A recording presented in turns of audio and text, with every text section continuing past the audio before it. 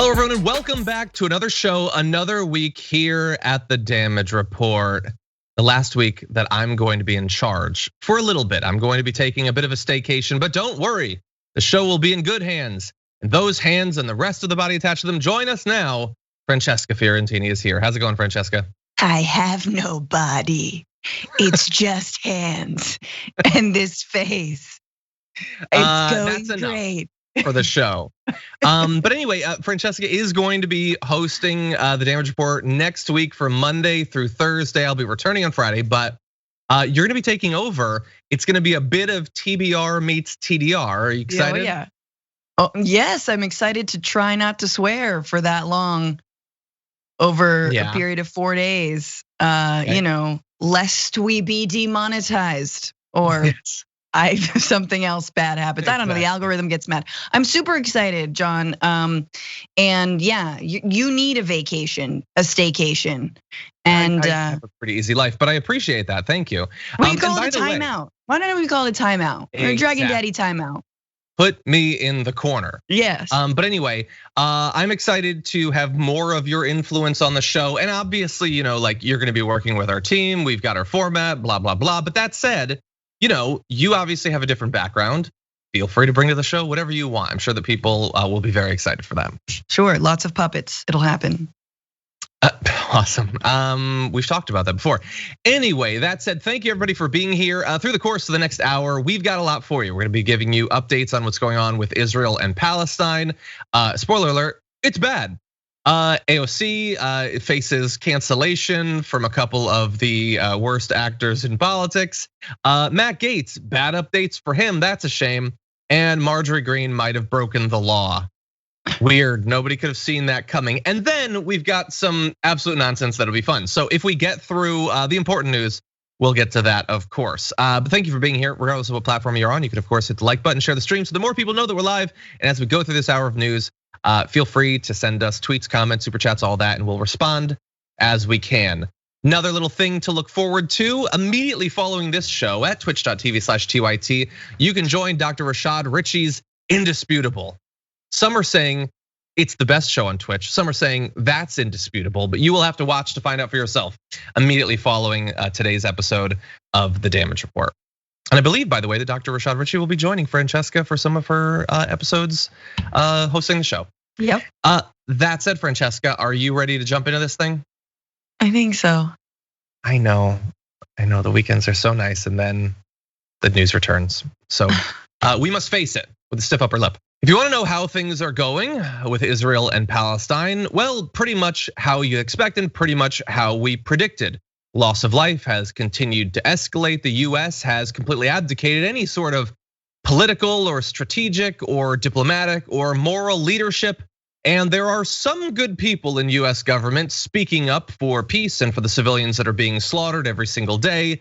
But they, of course, have very little political power. But let's catch up a bit on what's going on. Diplomatic efforts appeared stalled as the level of destruction was quickly escalating to the kind of violence that had not been seen since the last major conflict way back in 2014. That was a battle that ultimately claimed 2,200 lives, rendered large areas of the Gaza Strip uninhabitable. Very little had actually been repaired in terms of electrical and water infrastructure, of course. By the way, so that was a quote from the New York Times, which, by the way, their coverage is fine on this topic. But they reference there a battle that ultimately claimed 2,200 lives. And I thought, wait a second, where's the breakdown on that, buddy? And so, yeah, no, more than 2,100 of those 2,200 were Palestinians. The vast majority civilians who'd been killed. On the Israeli side, there were 64 soldiers and 6 civilians who were killed. So that is 70 to more than 2,100,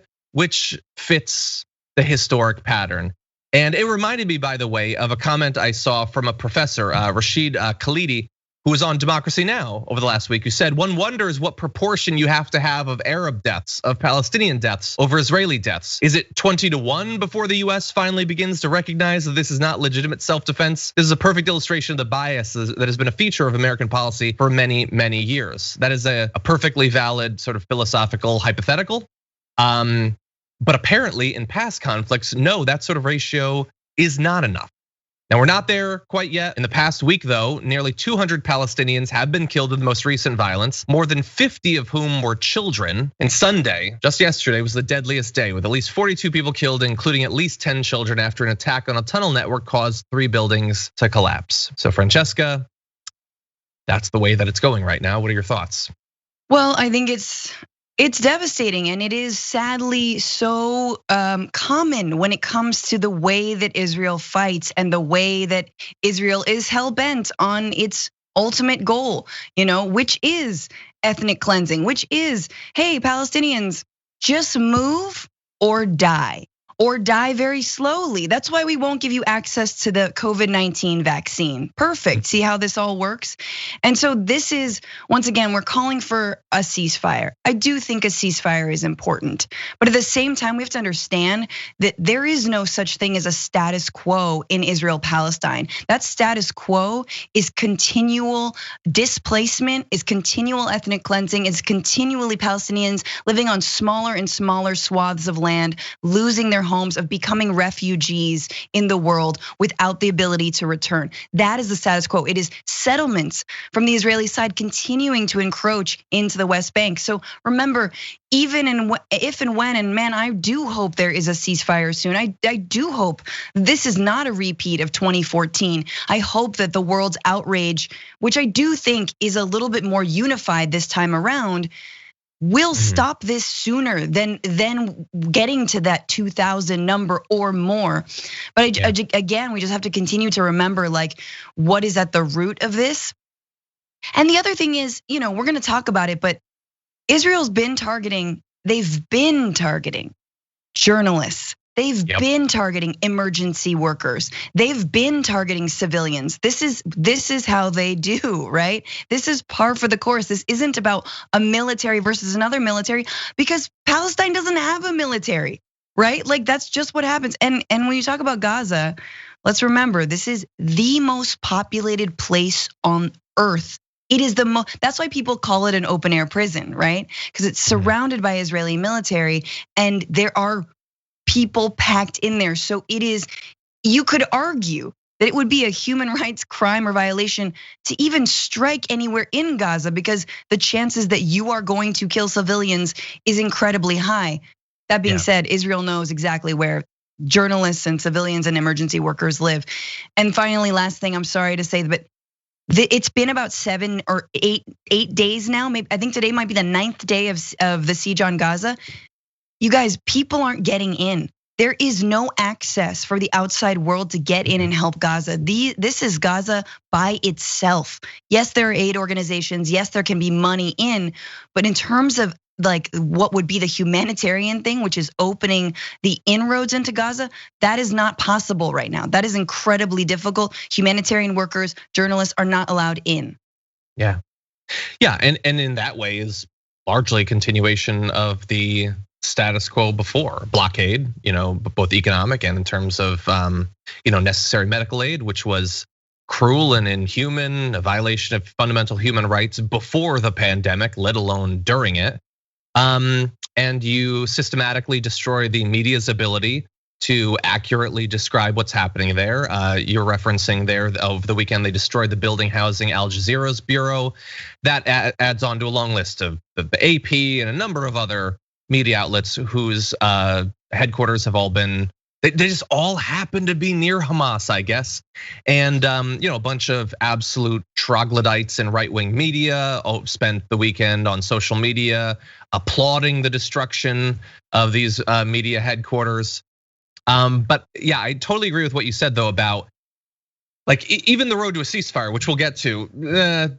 Are we calling for one? We'll talk about that. But what we are calling for potentially is a return to the status quo, but not a return to peace. That's the way it's presented by the mainstream media. But to believe that would require a great deal of ignorance about what the actual situation was. It wasn't peace, it wasn't justice.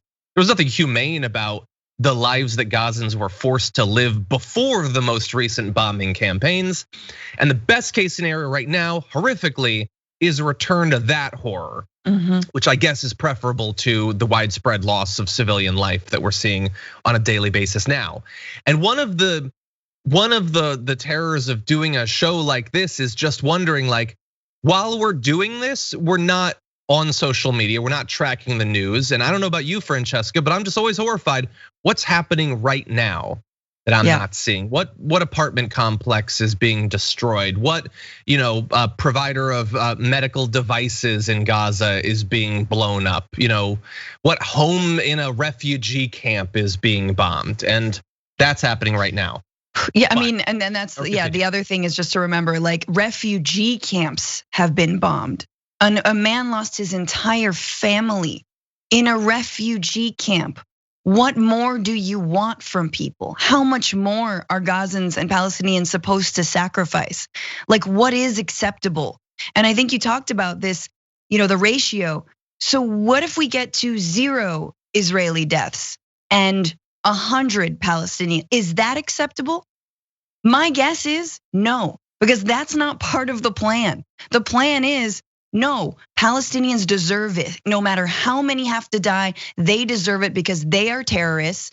End of story. That is exactly the narrative. And that is exactly the project of sort of militarized nation building that Israel sadly participates in, right? There is no good faith 2-state solution. That is done with. It is not even physically possible at this point, right? And so once again, like, remembering there is no line, there is no acceptable resistance. There is no, okay, well, if you just throw rocks, guys, remember what happens when children throw rocks in the West Bank? They are open fired upon. This last week, 13 Palestinians died in the West Bank, protesting, peaceful protests. I mean, throwing rocks.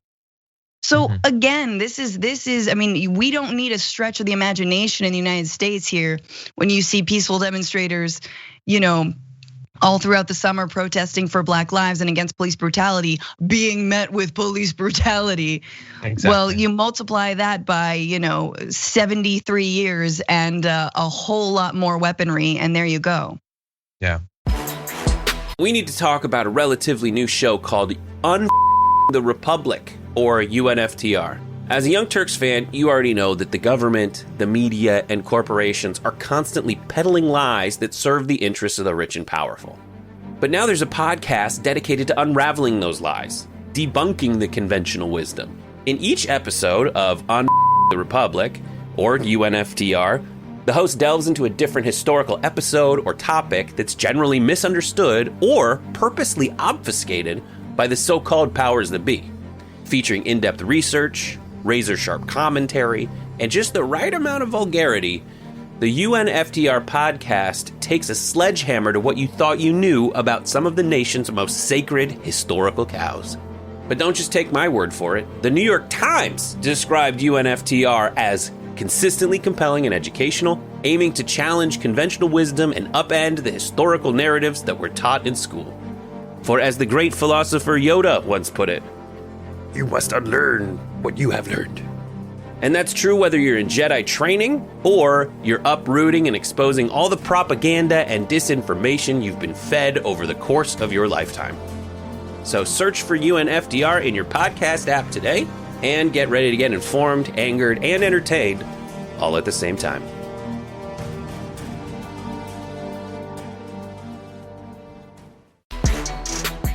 What is the US going to do when it comes to Israel-Palestine? Well, right now they seem to be perfectly happy to sit and watch as the deaths mount and maybe on the side make a little bit of money. So let's talk about those different aspects of this. First of all, Secretary of State Antony Blinken expressed dismay at the escalating violence. He's very dismayed and said the United States was ready to, quote, lend support if the parties seek a ceasefire. Blinken came short of calling for a ceasefire between Israel and Hamas or a statement at the United Nations Security Council. That is such an amazing paragraph by the Washington Post there. First of all, he's dismayed. Yes, he's devastated by the situation there.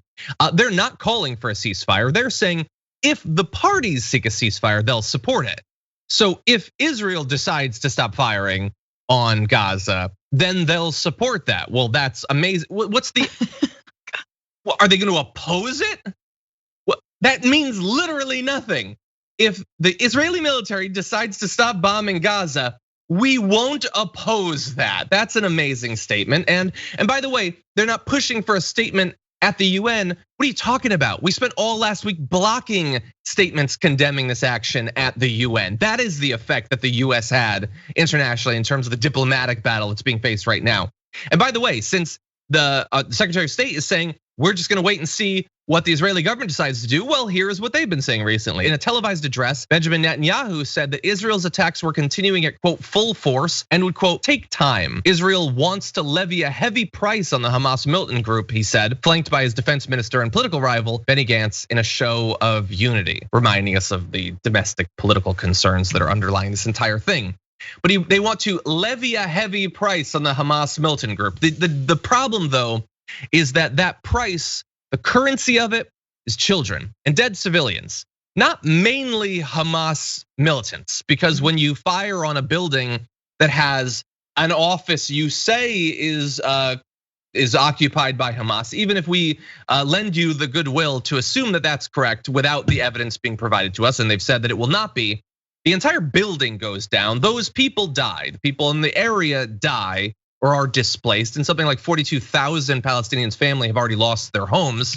That's the price that is being levied. Hamas is going to regroup. They're gonna fire more missiles or more rockets in the future. That's what they do. But the civilians, those are the people that are currently paying the price, Francesca. I mean, honestly, this is where we're seeing some of that status quo Joe, no, whatever. My brain is not working, but the status quo Joe nickname, there we go. I was like, yes. Nomenclature? What are we talking about? It kind of fits. But the status quo Joe, nickname is really fitting right now when it comes to the Middle East, which is sad because this is a guy who wants to get out and is supposedly getting out of Afghanistan. Yes, there's going to be a bunch of troops left over, but for all intents and purposes, we're leaving Afghanistan, right? Obama left Iraq. Like these were important steps to get the United States out of the Middle East. It seemed like Biden wanted to reshape what the US's role is. And a lot of his language has been about sort of, look, what are we doing there? We're not helping. And yet when it comes to Israel, Palestine, and the idea that the United States does not have a role to play, or that they're gonna wait, or that they pray for a ceasefire, or that they hope, as Biden said, this will run its course, that it'll be over soon, which is just the most callous way to talk about human lives and Israel's decision to continue to bomb and kill them, to run its course, to be done. They'll be over with it. They'll form a government pretty soon and then it'll all be over. No, imagine if those 2,000 lives that were lost in 2014 were all Israeli. But the last thing I'll say is just that the ball is in the United States court. It is on them to put pressure on Israel, full stop. That is where you start to untangle this entire mess.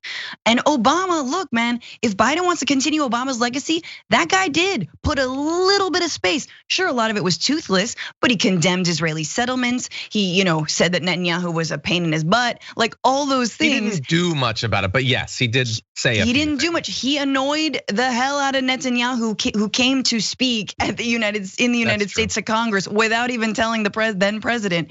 But what I'm saying is, it is a sign that Biden is not serious about changing the United States' role in the Middle East. And to be honest, I think he's actually missing the mark when it comes to where the majority of people are in the United States and our role and what it should be. I agree, and even where a lot of Democrats are, like there's 30 Senate Democrats calling for a ceasefire. That is not the same thing, by the way, as necessarily wholly embracing a fundamentally new approach to the issue of Israel and Palestine. But they at least are calling for a ceasefire, which the Secretary of State is not.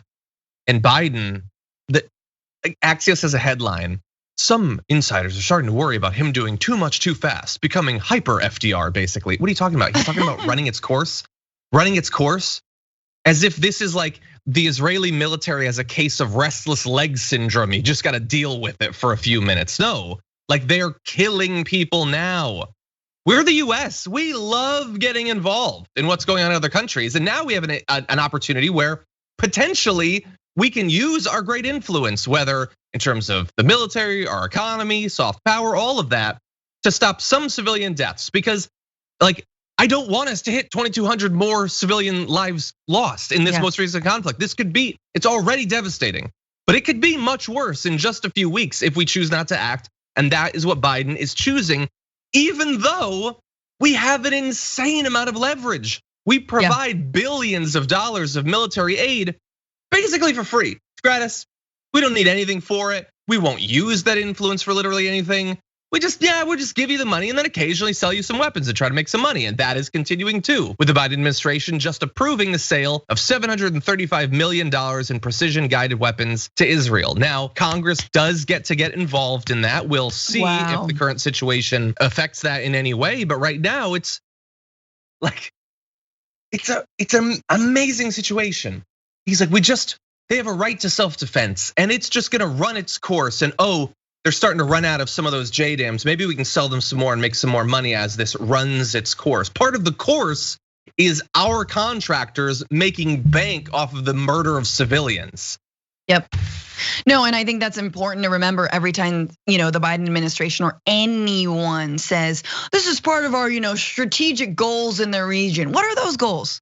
Can you tell me what those goals are? Are they to displace Palestinian people? Is that the goal? Is the goal, sort of an occupied territory that is no more, that is just absent of the Palestinian people? Is it ethnic cleansing? Is it apartheid? What is your goal, right? Because the US has no goal. What's the goal? Why are you supporting Israel? What are we doing?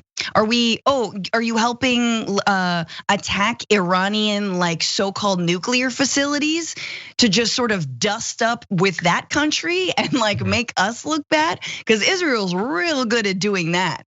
Like what else are you doing? Are we working with Saudi Arabia to make sure that we do not enact any kind of consequences when they kill and maim and dismember a journalist? Cool.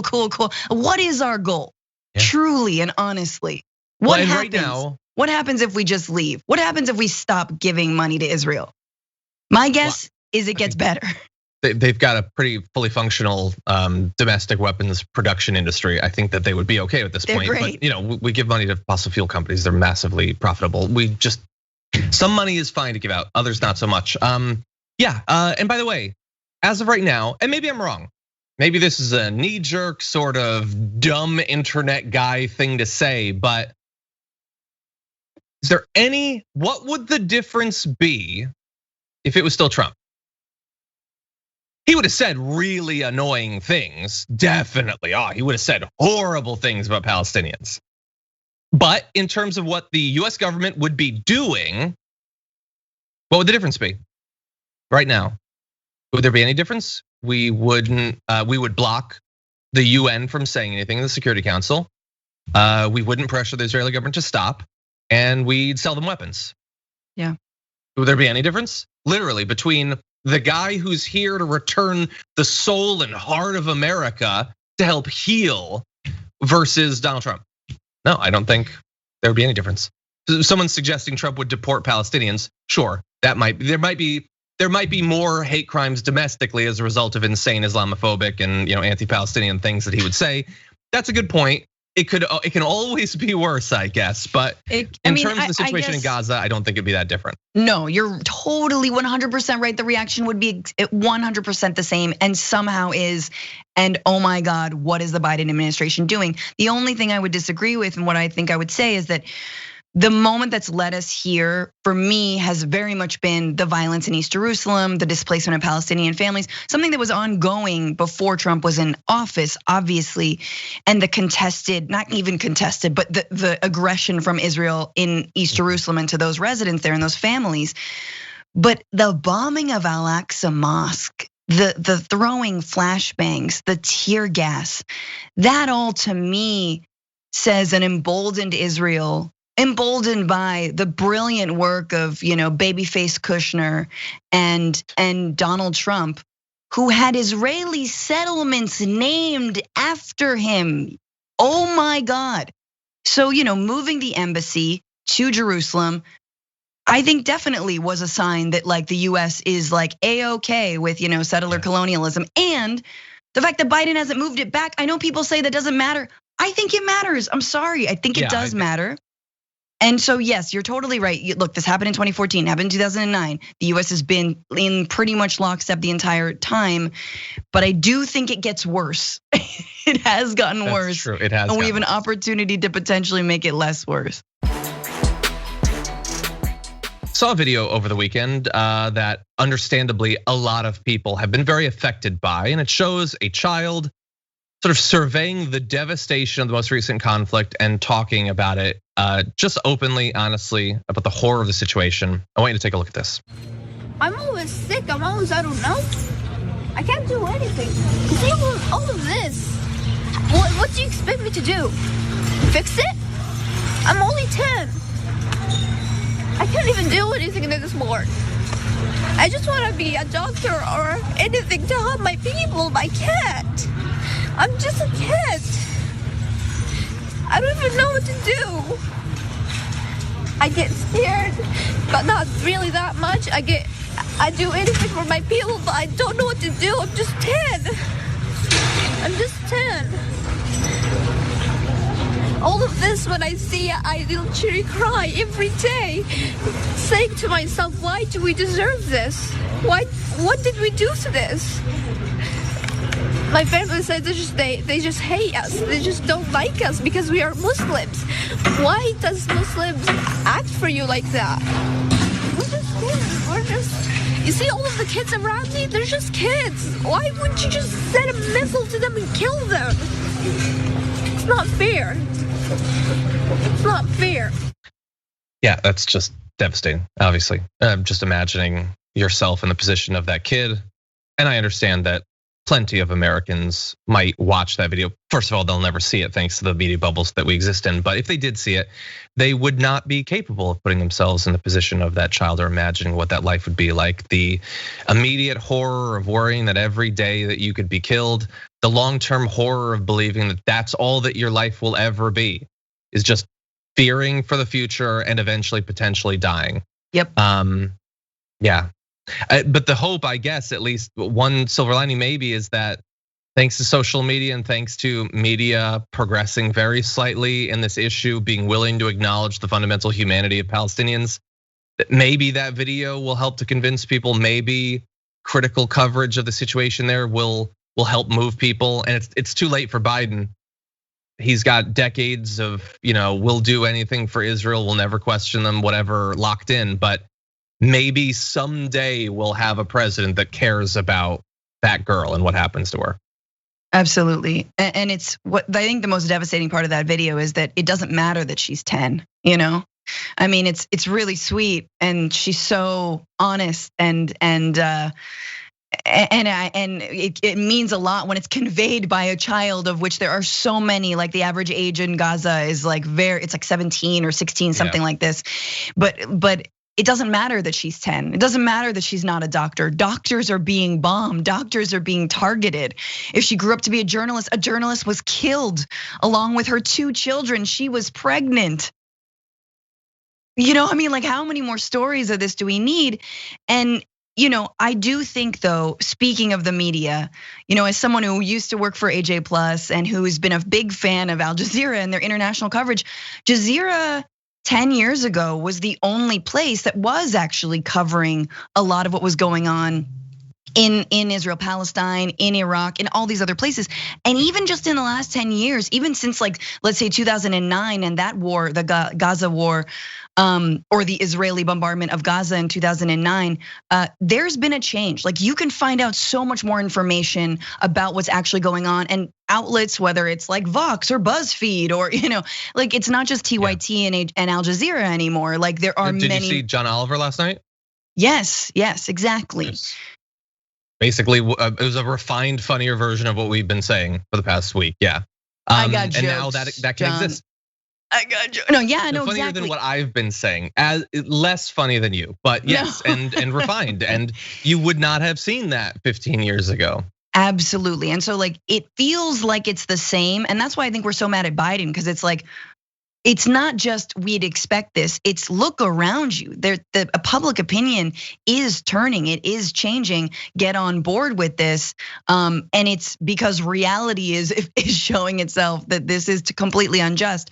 So yeah, I'm heartened. I also think that everyone does have a role to play. Look, boycott, divestment, sanctions, which is a movement that sadly a lot of Democrats have decided is somehow bad. It's a nonviolent movement to take money out of Israel and to not do contracts contracts with, a state that is brutalizing another people, right? That's the idea. So the Presbyterian Church of the United States participated in BDS, divested its holdings from Israel. Like, these are ways, that's what happened in South Africa. These are ways that we can move forward and actually affect change. Yeah, agreed. There are some in the US government who are saying the right things when it comes to the current situation with Israel and Palestine. One that's been reliable on this topic is Alexandria Ocasio-Cortez, representative, who said apartheid states aren't democracies. That seems like that would sort of go without saying, but oddly controversial in some quarters, including, by the way, media outlets like MSN, sorry, I should say, who said AOC calls Israel apartheid state in Twitter outburst over Gaza attacks. By the way, it's the outburst thing, but then can we put their tweet up? It's the photo they chose to use for her. And I understand everybody does this. We sometimes choose our photos to be funny or whatever, but you're saying that her comment about the humanitarian situation in Palestine is an outburst. And you put like her looking at her French bulldog doing a trick right for the first time. Like, that's the photo that you choose to put. I mean, that seems, Francesca, highly misogynistic. Her tweet was, apartheid states aren't democracies. There were no exclamation points. There were no angry emojis. There was nothing that you could cling to label it as an outburst. It was a 4-word tweet. I appreciated your take on this, which is that I don't think that I would ever have a tweet of mine described as an outburst. I wonder why. And yes, it's absolutely sexist. I mean, this is what AOC has been dealing with for so long, right? It will continue. But she's not wrong, right? And I think it is important for us to remember that. And I know that people want to sort of deal in the semantics of what is apartheid, what isn't apartheid, but it can't be apartheid because there are 2 states, right? No, there aren't 2 states, sadly. There is a fledgling Palestinian Authority that is got all kinds of problems. Hamas was actually democratically elected, but of course, nobody wants to recognize that. I mean, if you look at the West Bank and you look and you see the ways that there are, like, for lack of a better term, Bantustans, right? That's an apartheid term. Small communities surrounded by Israeli military. That looks a lot like apartheid. It looks a lot like ghettoization. And yes, it's not necessarily part of the state of Israel, but that is not an autonomous sovereign state that has control over its own livelihood, not even over its own water resources in many cases. A state that is constantly embattled. So it's almost apartheid plus, right? It is apartheid times 10. Meanwhile, inside of 1948, inside of the state of Israel, it's important to remember there are Palestinians, there are Muslims who are inside. They have Israeli citizenship, but they don't actually they're not afforded all of the rights that other Israeli citizens are, that Israeli Jews are afforded. One case in point is they are asked questions and followed if they speak Arabic. That speaking their own language is bad, right? Like and these obviously, imagine it's like, it's like low-income neighborhoods in the United States or anywhere in the world. Those Palestinians inside of Israel also don't have full rights. Also are not like, living. It's not great for them either. So that's important to remember when we sort of deal with this, like, well, what is apartheid? What isn't apartheid? And all that. You're 100% right. Great nuance from Francesca. Nuance in short supply in America. And the thing is, we've been talking about how we really do feel like there has been a noted shift between the 2014 violence and now, in how apparently, looking at polls, how a lot of Americans see this issue, and I credit a lot to social media and and the media in general being a little bit more willing to, for instance, highlight Palestinian voices, things like that. But even politicians speaking out, like the 30 Senate Democrats we talked about earlier, AOC's comments, like so many of them would have been terrified at the prospect of tweeting something like that before. But now you have people like Rashida Tlaib giving speeches on the House floor. That said, there are those who want to go back to the old ways. Meghan McCain tweeted every single, I don't know why single's capitalized, elected Democrat in Congress. Congress isn't capitalized, but single is in all caps. Anyway, every single elected Democrat in Congress should have to answer if they agree with Ocasio-Cortez that Israel is an apartheid state. Technically, she said apartheid states aren't democracies. Interesting that she fills in the blanks. I understand it's not a big leap at this point, but you're doing the work there, buddy. But anyway, Meghan McCain added, Corbynism has finally made its full and complete formation over here to America, which just grammatically is a gigantic mess. But anyway, so many of us have been ringing the alarm bells for years with the dam finally bursting this week. Choose a metaphor and run with it. You got bells, you got dams, you got a lot going on there, Meghan McCain. But the idea there is she wants punishment for AOC. She wants AOC to be canceled or whatever. I hate that terminology, but she wants some sort of consequences for AOC for being willing to point out something that seems fundamentally true. Meghan McCain doesn't even disagree. It's not that she actually believes that you can maintain this sort of system and have it be a democracy worth a damn. She just likes the status quo. She's fine with it. It really doesn't bother her what Gazans' lives were like before the current violence or the violence happening right now. That is not something that bothers her. What bothers her is the idea that that might change as a result of pressure from politicians like Ocasio-Cortez. Absolutely, and what bothers her is that there is an invisible line for no particular reason of what we can and cannot say when it comes to Israel. Obviously, we know the particular reason is because you'll be charged with anti-Semitism, right? To say nothing, to completely erase all the Jews speaking out right now, all of the people inside of Israel who've done so much work. No, they don't matter.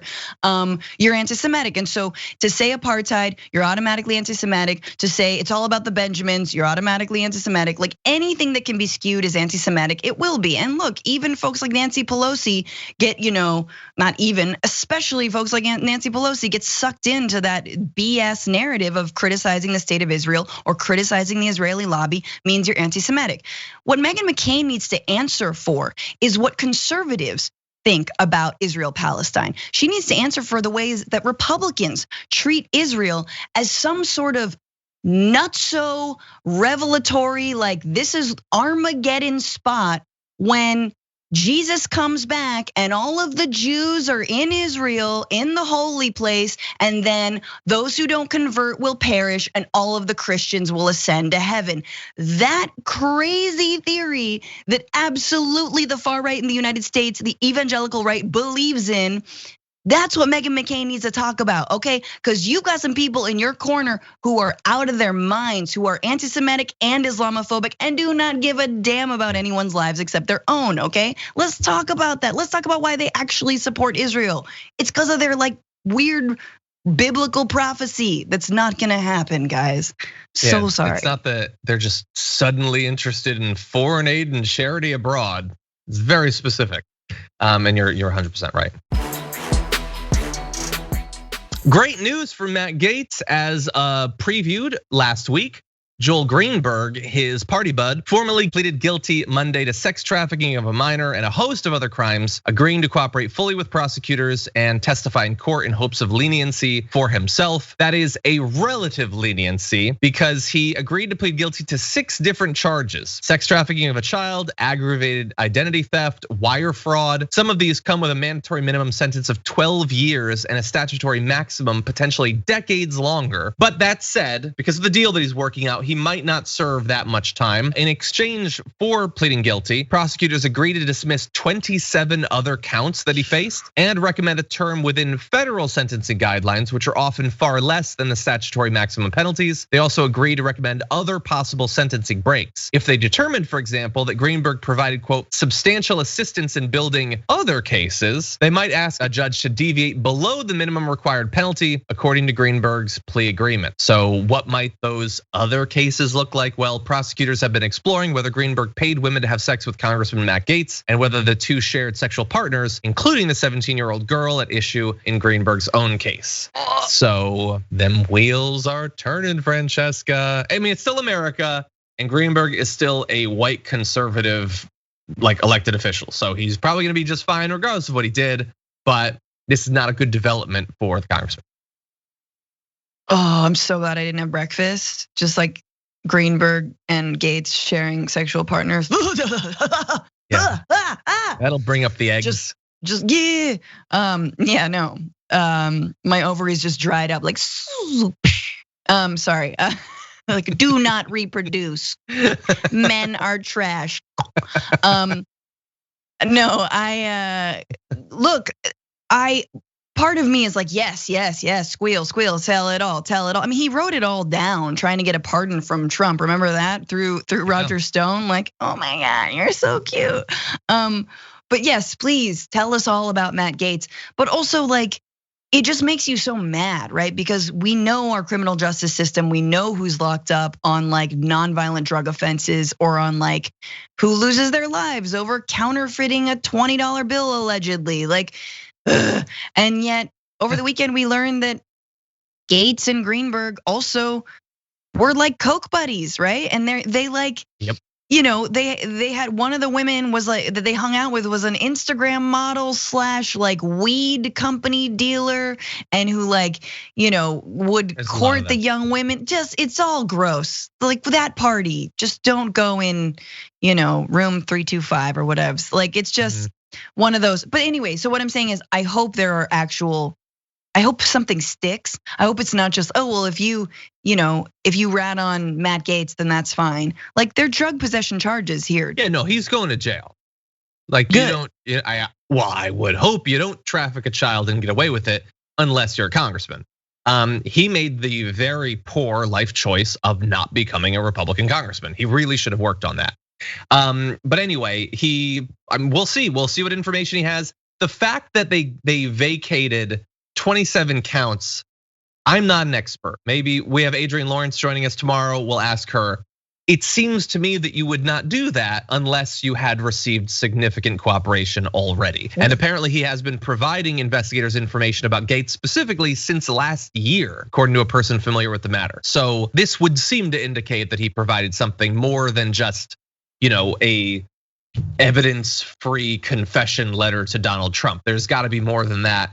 And there almost certainly is, by the way, because one of the threads that has been weaving its way through all of these updates for the past month or so is that Gaetz has done a terrible job of hiding literally any of this. From starting from his face and his whole deal to two people who heard comments directly of him repeatedly boasting to people in Florida politics about women he met through Greenberg, to not hiding his Venmo activity. This guy was as arrogant and overconfident as he was fundamentally mediocre. And those two things, the confluence of those might be enough to break through the legal protections sort of just implicitly there for white conservative elected officials. Yeah, we'll see. We will see. Yeah, we will see. Marjorie Green apparently, beyond just being horrible, also apparently broke the law. So Channel 2 Action News in Atlanta revealed just a few days ago that it had obtained paperwork through public records requests that showed that the new congresswoman and her husband claimed what's called a homestead exemption on two properties, one in Fulton County and one in Floyd County, which is the district that Green now represents. Remembering, of course, that she jumped districts to improve her chance of getting elected, which is something that people say that they don't like, and yet they keep rewarding politicians for doing it. Anyway, what does this actually mean? Well, it's a tax break that lowers the amount of property tax that homeowners must pay on their homes, but it can only be claimed for one house for fairly obvious reasons, the owner's primary residence. So you're supposed to choose one of those. They decided if one is good, two is twice as nice. So in the county's Floyd County application, Green's husband reportedly left blank a question that asked whether they had an active homestead exemption in another part of the state, which is a note that we're gonna return to. But meanwhile, Fulton County confirmed to the TV network that the pair's tax break on their home in that county was still active. So they had simultaneous homestead exemptions in two different counties, explicitly what you're not supposed to do. And it is one thing, and look, spoiler alert, they're gonna claim that it was just an oversight or whatever, or that the county's made a mistake. But when you are directly asked, hey now, you don't already have one of these, do you? And you're like, I didn't see that, or this doesn't look like anything to me. That seems a bit more suspicious when you accidentally don't confirm or deny whether you're breaking the law. Francesca, what are your thoughts? Look, as someone who's terrible at test taking, I've left a lot of boxes blank. So like I feel like I identify with that a little bit, but I don't have 2 homes. I don't have 1 home. So there you go.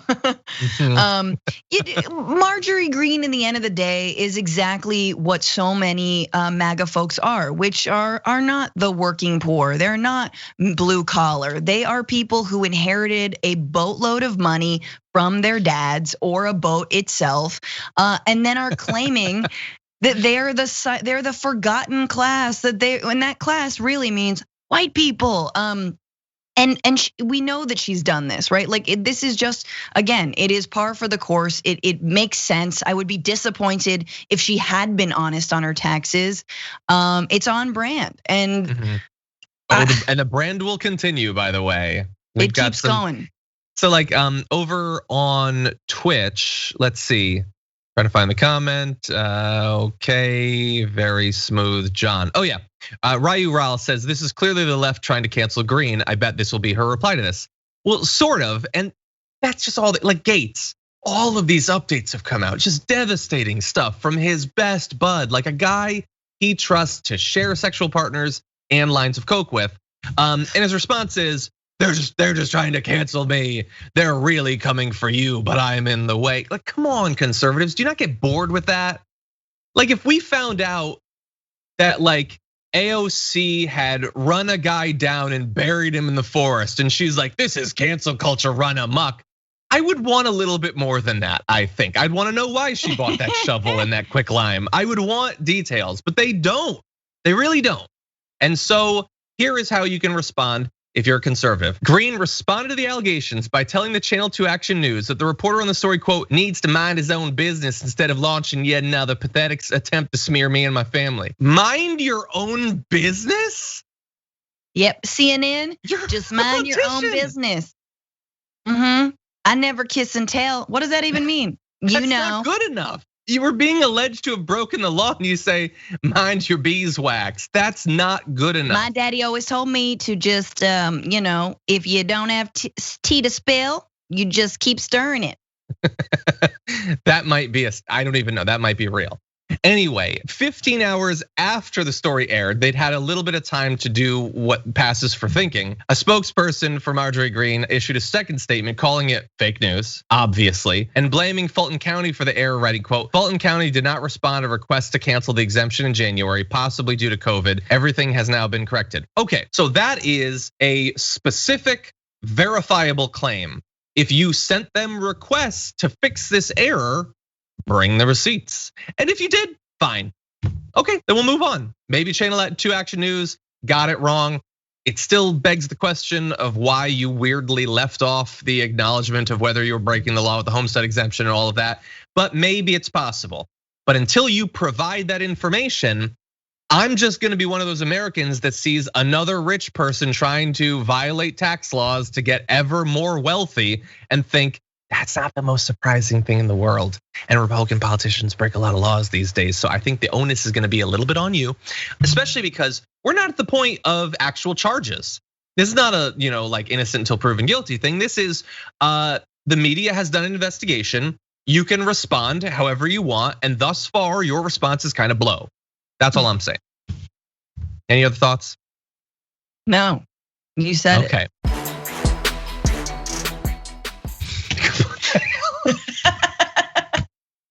It's a B-roll.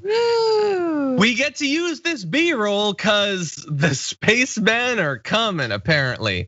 I want to show you a video that we saw over the weekend from the former head of the UFO investigation program, now known as the UAP program, Unidentified Aerial Phenomena. Anyway, here is what this former head had to say. Buried away in the Pentagon, ATIP was part of a $22 million program sponsored by then Senate Majority Leader Harry Reid to investigate UFOs. When Elizondo took over in 2010, he focused on the national security implications of unidentified aerial phenomena documented by US service members. Imagine a technology that can do 600 to 700 G-forces, that can fly at 13,000 miles an hour, that it can evade radar, and that can fly through air and water and possibly space. And oh, by the way, has no obvious signs of propulsion, no wings, no control surfaces, and yet still can defy the natural effects of Earth's gravity. That's precisely what we're seeing.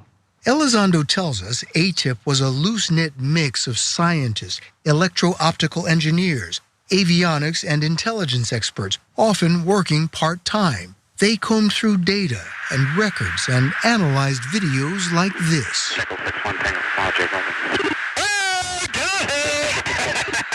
A Navy aircrew struggles to lock on to a fast-moving object off the U.S. Atlantic coast in 2015. Okay, so Francesca, look, you requested this story, and I have to say, it is amazing that this stuff is out there. I don't mean that the craft are out there. You mean the truth? Is the truth out there? Is out. Well, I just want to believe, but that like the Pentagon has a group looking into this. They have this crazy video. Look, there are crazy people in the government. We know that. So just because the former head of this group is saying it doesn't mean this guy's not crazy. I don't know him. We don't hang out.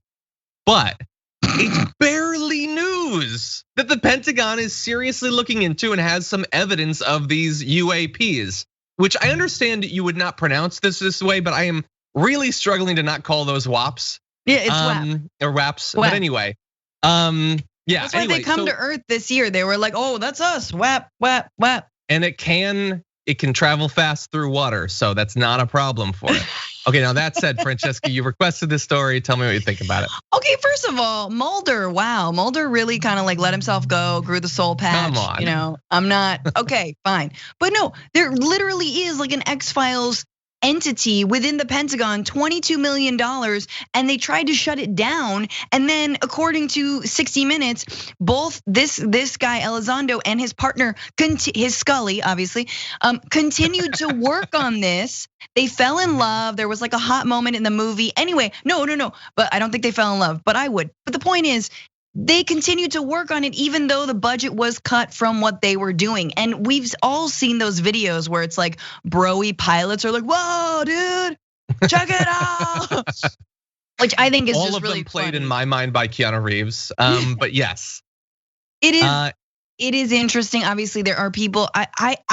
My problem with this story is anyone who thinks they know that those are definitively WAPs or definitively not WAPs, like that they are definitively UFOs or not. Because there are a lot of people who are like, nuh-uh, because an astrophysicist would know that. Like, you think they don't know that? You think they're not? You think these guys just got their job off LinkedIn? You know, it's not the Trump administration. Yeah. Look, I obviously, like I joked, but I do want to believe. I'm a nerd. I grew up on Star Trek and Star Wars and Battlestar Galactica and all that stuff. I want to believe, but I will say, while the evidence is interesting, and you know what? Hold on. I'm gonna save my conclusion. We have a little bit more of this, and I'm fascinated now. So let's go to more from 60 Minutes. Anything that enters an airspace that's not supposed to be there is a threat. After receiving classified briefings on UAPs, Senator Marco Rubio called for a detailed analysis. This past December, while he was still head of the Intelligence Committee, he asked the Director of National Intelligence and the Pentagon to present Congress an unclassified report by next month. This is a bizarre issue. The Pentagon and other branches of the military have a long history of sort of dismissing this. What makes you think that this time is going to be different? I mean, we're going to find out when we get that report. You know, there's a stigma on Capitol Hill. I mean, some of my colleagues are very interested in this topic, and some kind of, giggle when you bring it up. But I don't think we can allow the stigma to keep us from having an answer to a very fundamental question. Okay, look, it being Marco Rubio that's working on it does not necessarily give me more faith necessarily. He is a joke in a lot of different ways, but yes, there are people who take this seriously.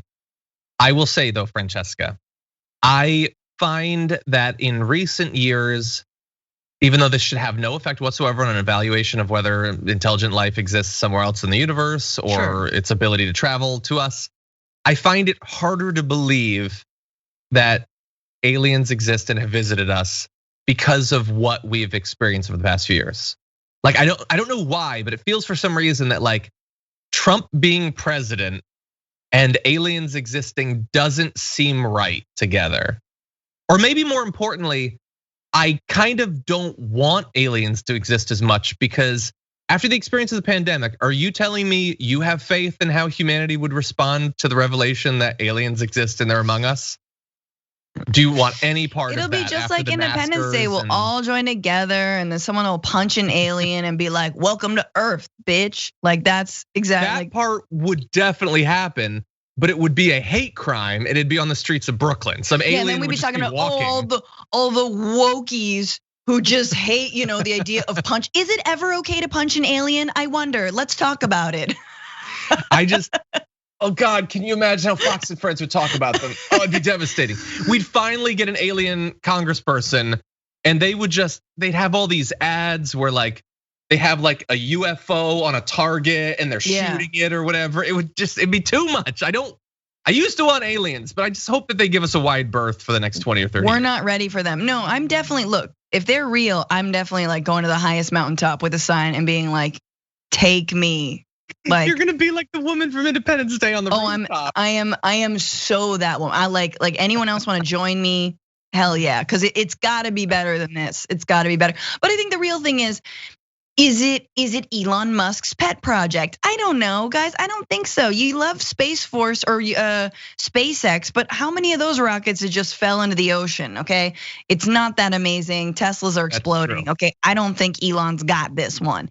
Is it China? I don't know. I don't think so either. I don't know if there's any other country or any other private entity that can do this, like that amount of speed and like going in the water. And I don't know, guys. Are X-Men real? I don't think so. Is John an X-Jet?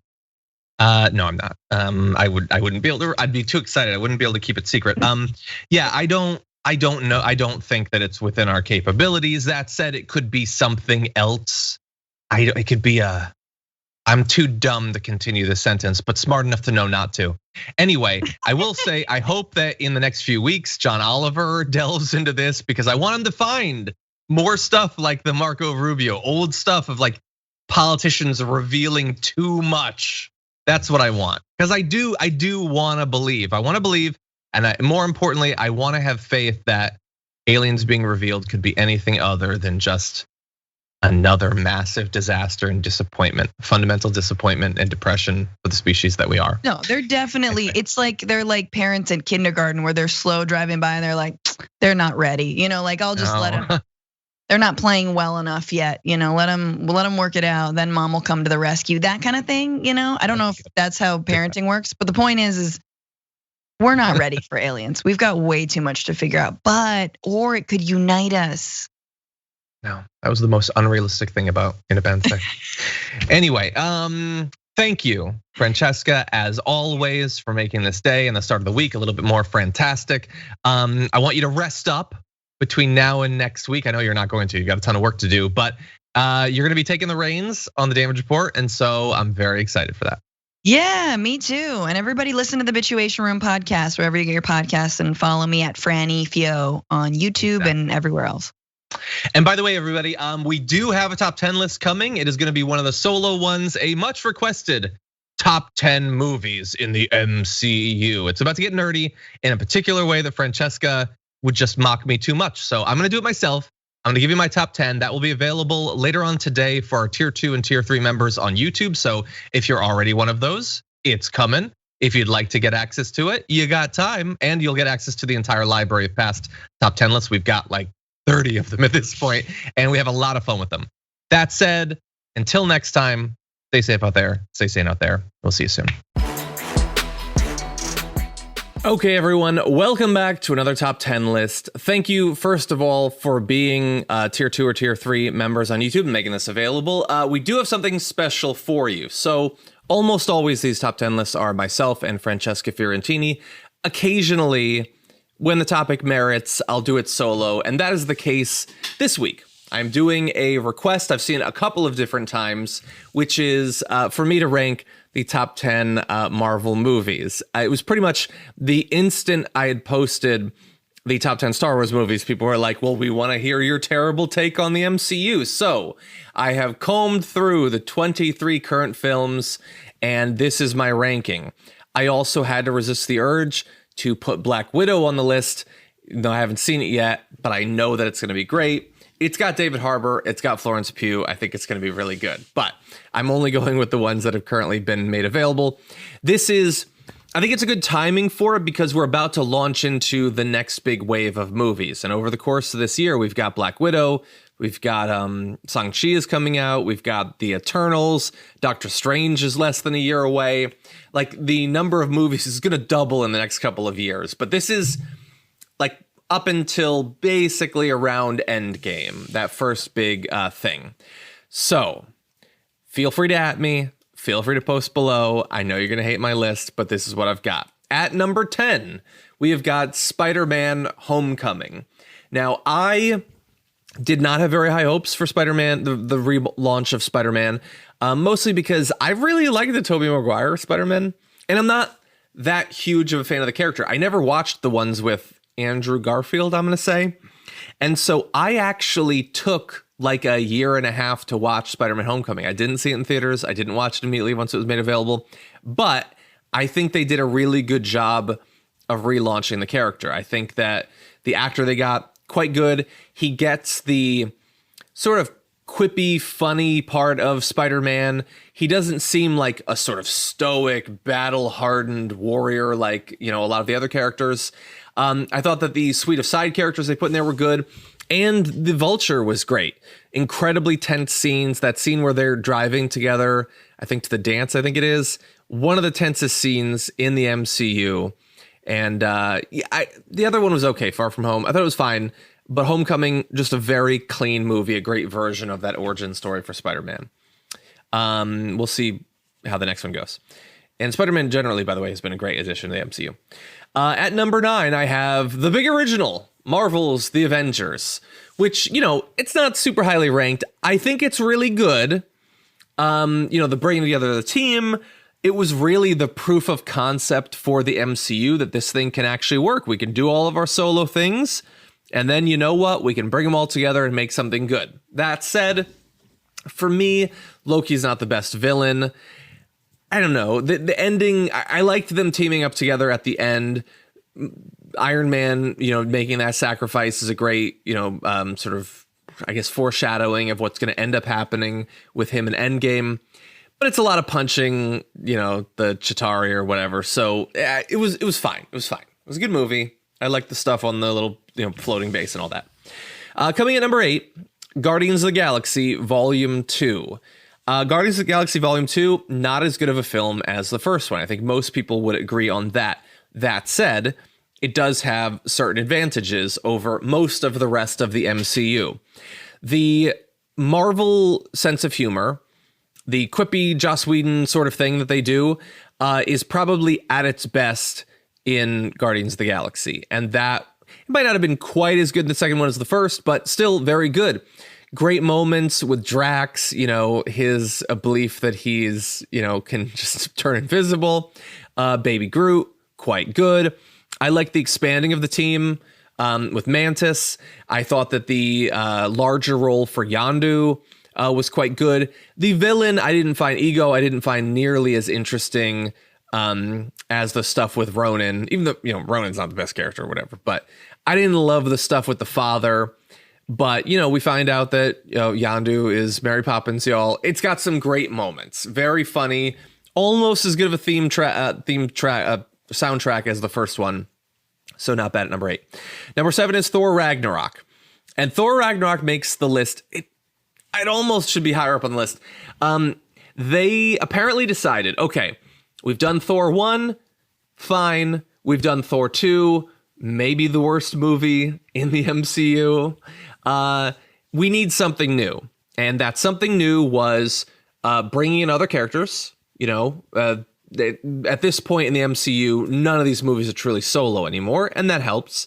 But more importantly, can we get a sense of humor? Honestly, can we not have Thor be this sort of boring stick in the mud? And they did that, and wow, they did a great job in Thor Ragnarok. Taika Waititi is obviously awesome. I thought that the sort of buddy comedy between him and the Hulk was great. Hela was an awesome villain, very good. He brings in some side characters that he meets, on the Gladiator planet that are great additions to the story as well. And what's the name of the guy?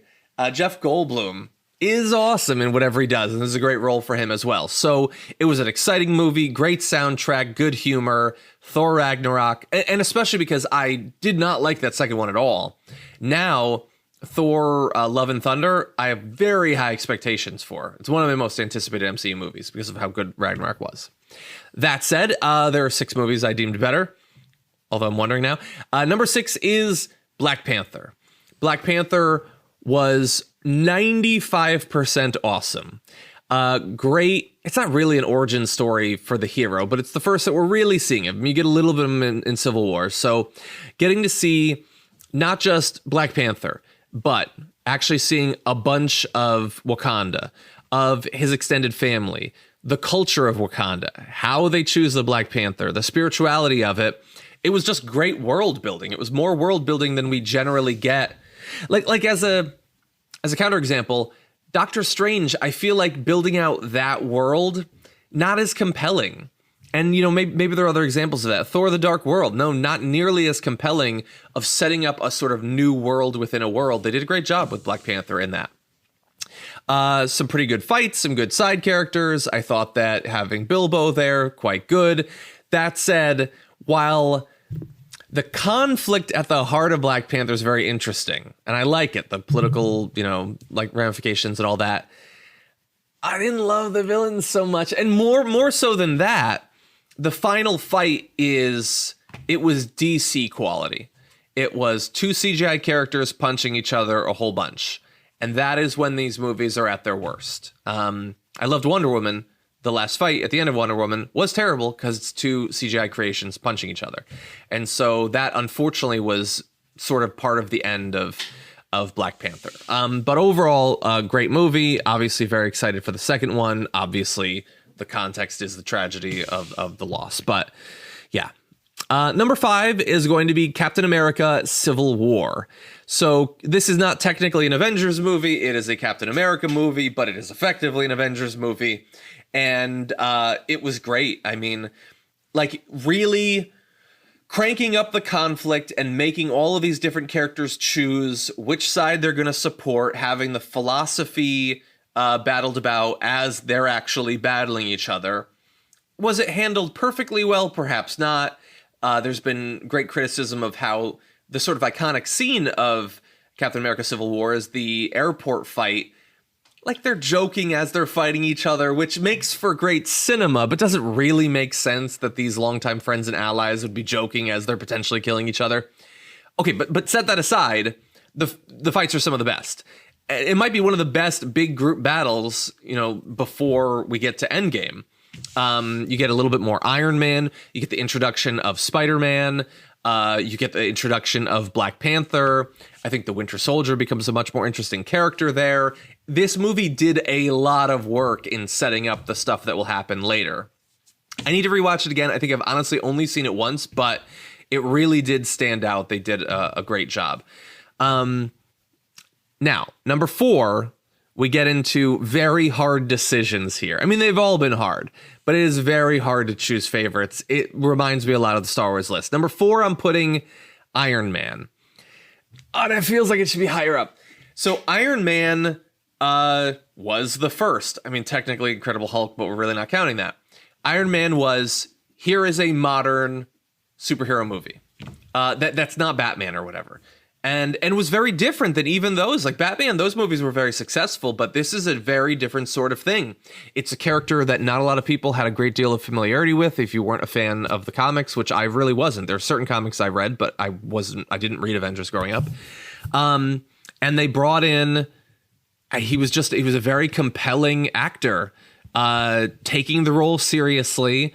It wasn't overly campy unnecessarily. It was funny, but had great action. It's an amazing origin story. The first 25 minutes or so of Iron Man is among the better 25 minutes of all the MCU movies. Like, what a great origin story. And the fact that immediately right off the bat in the MCU, they're talking about the military, they're talking about war, what our obligations are, what is humane and all of that.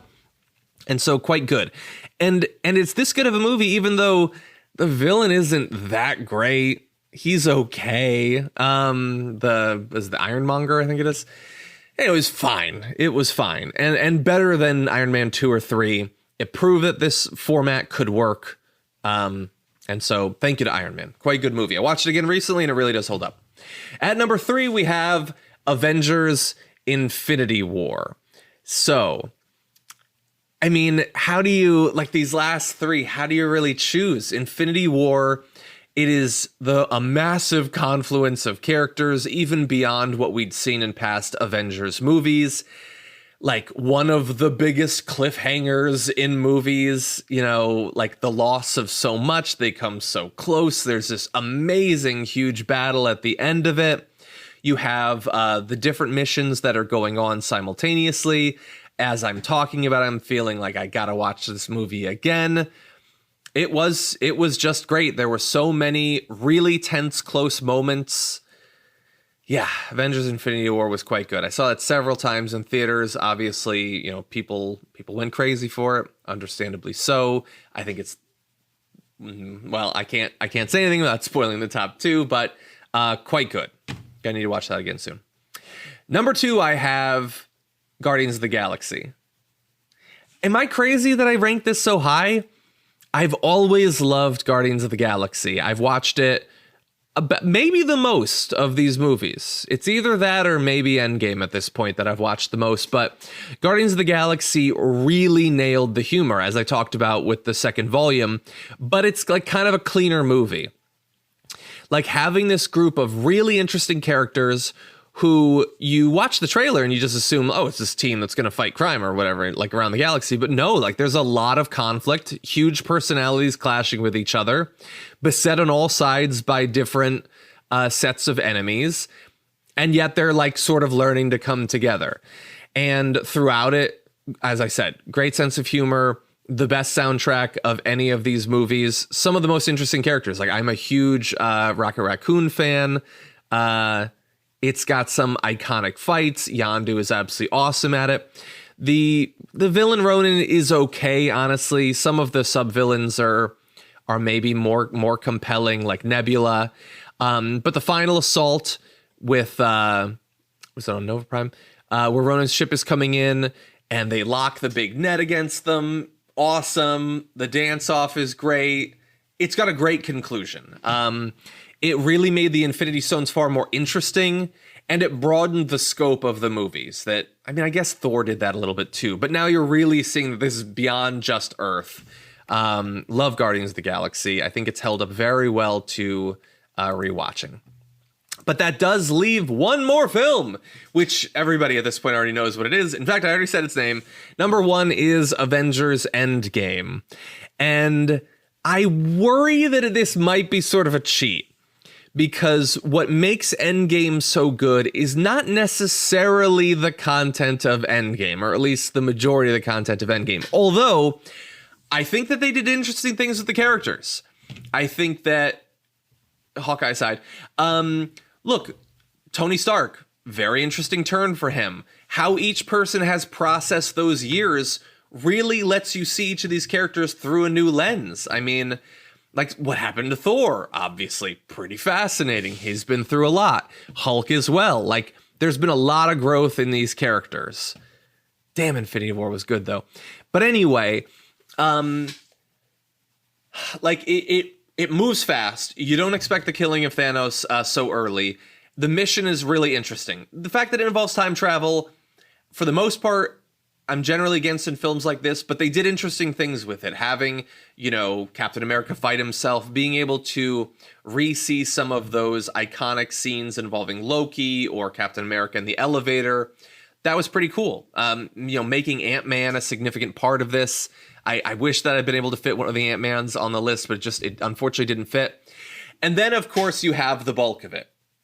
Great showdowns between the sort of core characters and Thanos. Everybody rightfully loses it when Captain America finally lifts Mjolnir. That's all great. And then the moment of moments, the one that made this the number 1, the most iconic moment in any movie, I think, sue me, I know I'm a nerd or whatever. And the moment that, God, I'm so glad that I saw this in theaters, and I can't wait to someday see it in theaters again. I saw it 2 or 3 times, I think, is the portal scene.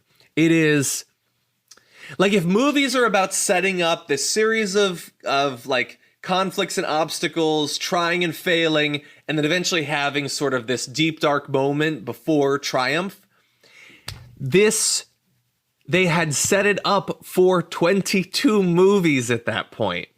And you really do feel like we're going to lose everything again. It is so dark, the depths that they go to, and then they come back in. And I love, by the way, now that it's Anthony Mackie, that's the sort of first moment of it.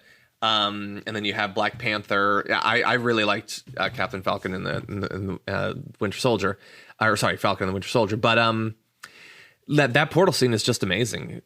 Great moments in the huge fight. I mean, look, it's a big mess. Obviously, not every moment can be perfect, but they made room for things like, long before I was a huge fan of Wanda, thanks to WandaVision, she has that great moment with Thanos.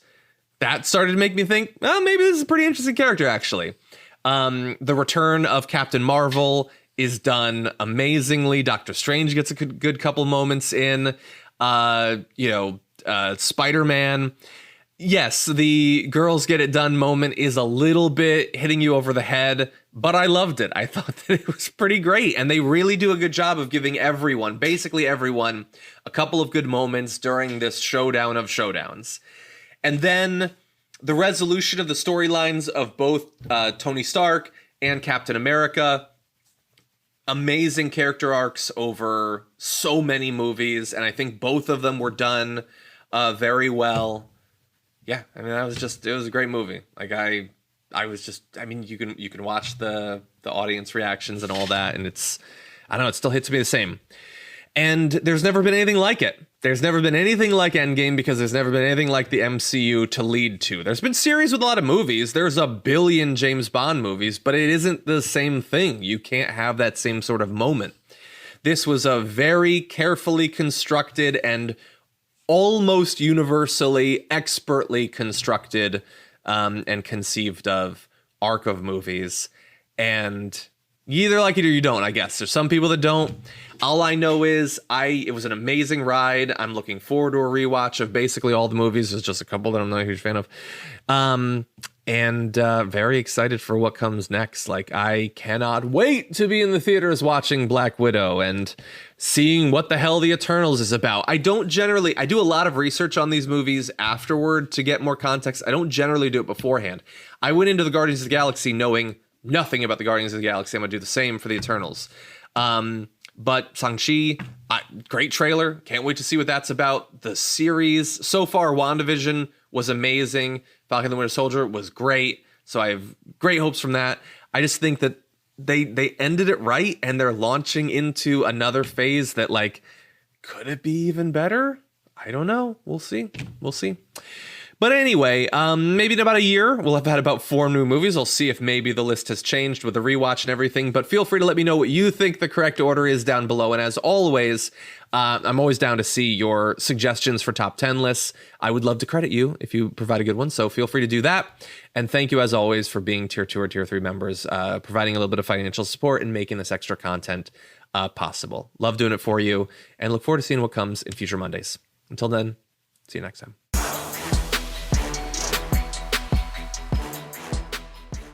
Thanks for listening to the full episode of The Damage Report. Support our work, listen ad-free, access members-only bonus content, and more by subscribing to Apple Podcasts at apple.co/TYT. I'm your host, John Adarola. I'll see you soon.